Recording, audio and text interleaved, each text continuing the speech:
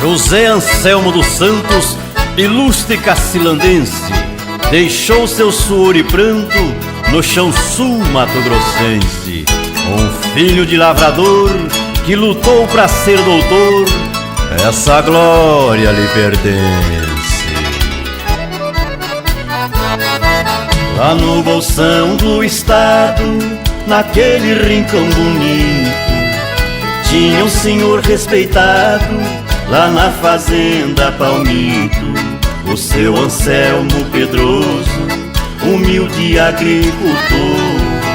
Tinha um filho prodigioso, consciente trabalhador, vivia sempre a falar: meu pai, eu quero estudar, um dia vou ser doutor. Só tinha até o 4º ano na escola onde começou, e o primeiro desengano na vida ele encontrou. Trabalhando de ajudante, aguardava entusiasmado, até que o jovem estudante viu o colégio inaugurado. Então cursou ginasial, concluiu o colegial, primeiro passo foi dado.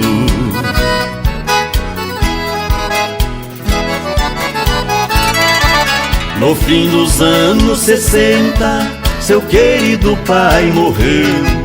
Enfrentando as tormentas, com garra ele venceu.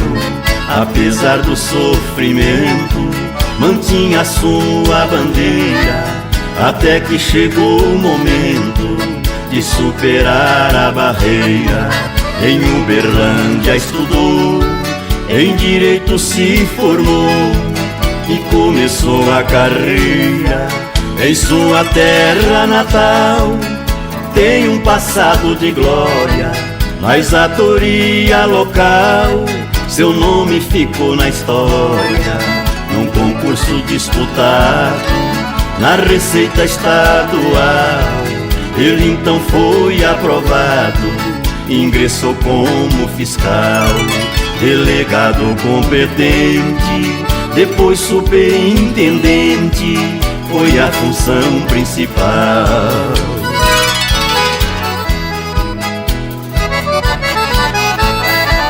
Brilhando em cada contenda, seu cargo foi temporário. No âmbito da fazenda, foi ilustre secretário.